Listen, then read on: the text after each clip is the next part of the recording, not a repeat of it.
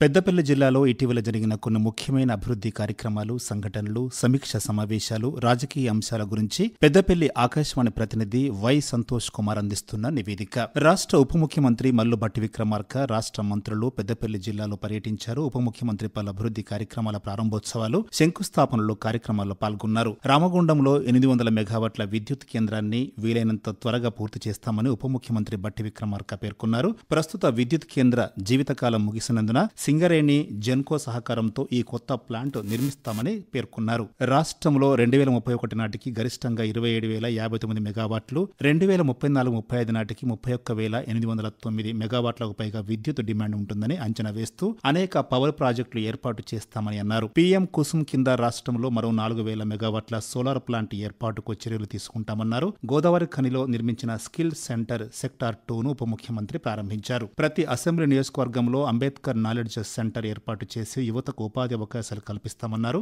అనంతరం రామగుండం మున్సిపల్ కార్పొరేషన్లో TUFIDC అమృత్ 2 నిధుల ద్వారా చేపట్టిన అభివృద్ధి పనులకు శంకుస్థాపన చేశారు. జిల్లాలో నూతన బస్ డిపో ఏర్పాటుకు చర్యలు తీసుకుంటామని రాష్ట్ర రవాణా శాఖ మంత్రి పొన్నం ప్రభాకర్ హామీ ఇచ్చారు. రామగుండం ఎమ్మెల్యే అభ్యర్థన మేరకు ఈ ప్రాంతానికి అదనంగా బస్సులు కేటాయిస్తామని బీసీ రవాణా శాఖ మంత్రి పొన్నం ప్రభాకర్ హామీ ఇచ్చారు. రాష్ట్ర వ్యవసాయ శాఖ మంత్రి తుమ్మల నాగేశ్వరరావు, ఐటీ పరిశ్రమల శాఖ మంత్రి శ్రీధర్ బాబు, పెద్దపల్లి ఎంపీ గడ్డం వంశీ జిల్లాలో పర్యటించి పలు అభివృద్ధి కార్యక్రమాలు చేపట్టారు. ఈ సందర్భంగా కొలనూరులో ప్రాథమిక ఆరోగ్య నూతన కేంద్రం, పెద్దరాత్పల్లి ఆయిల్ ఫామ్ ఫ్యాక్టరీకి శంకుస్థాపన చేశారు. అతి త్వరలో 100 మందికి ఉపాధి కల్పించే రూరల్ టెక్నాలజీ సెంటర్ను రామగుండంలో ఏర్పాటు చేస్తామని ఐటీ పరిశ్రమల శాఖ మంత్రి శ్రీధర్ బాబు తెలిపారు. పెద్దపల్లిలో సుల్తానాబాద్ వద్ద కూడా రూరల్ టెక్నాలజీ సెంటర్ ఏర్పాటుకు 10 ఎకరాల స్థలం గుర్తించినట్లు పేర్కొన్నారు. ఈ సందర్భంగా రామగుండాన్ని రెవెన్యూ డివిజన్ చేయాలని స్థానిక ఎమ్మెల్యే మక్కన్ సింగ్ రాజ్ ఠాకూర్ మంత్రుల బృందానికి విజ్ఞప్తి చేశారు. ఇందిరా మహిళా శక్తి కార్యక్రమంలో భాగంగా మంథని మండలంలో మంత్రి శ్రీధర్ బాబు పలు అభివృద్ధి కార్యక్రమాల్లో పాల్గొన్నారు.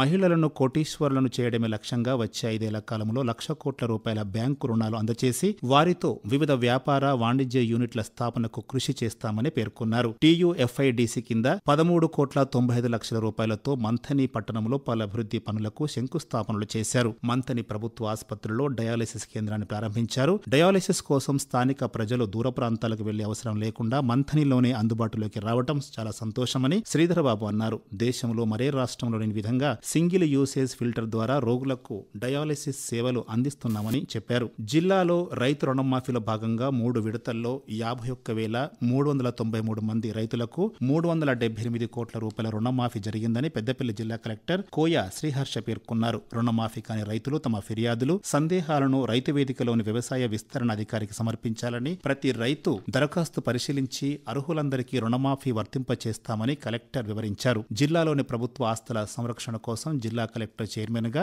జిల్లా టాస్క్ ఫోర్స్ కమిటీ ఏర్పాటు చేసినట్లు కలెక్టర్ శ్రీహర్ష చెప్పారు.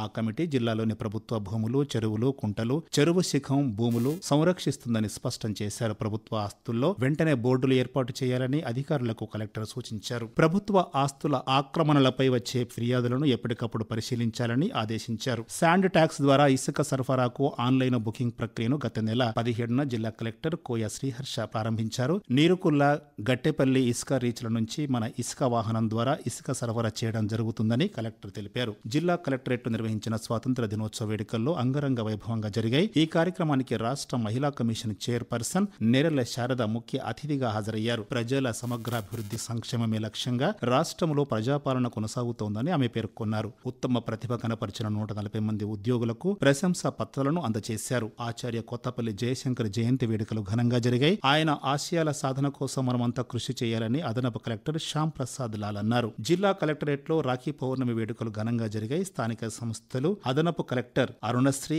అంగన్వాడీ కేంద్రం చిన్నారులు అదనపు కలెక్టర్ శ్యామ్ ప్రసాద్ లాల్కి రాఖీ కట్టి దీవెనలు అందుకున్నారు. వెలకట్టలేని బంధాలను, అనుబంధాలు గుర్తు చేసేదే రక్షాబంధన్ అని అదనపు కలెక్టర్లు శ్యామ్ ప్రసాద్, అరుణశ్రీ పేర్కొన్నారు. మత సామరస్యం, సోదర భావంతో పండుగలు జరుపుకోవాలని రామగుండం పోలీస్ కమిషనర్ శ్రీనివాస్ ప్రజలకు పిలుపునిచ్చారు.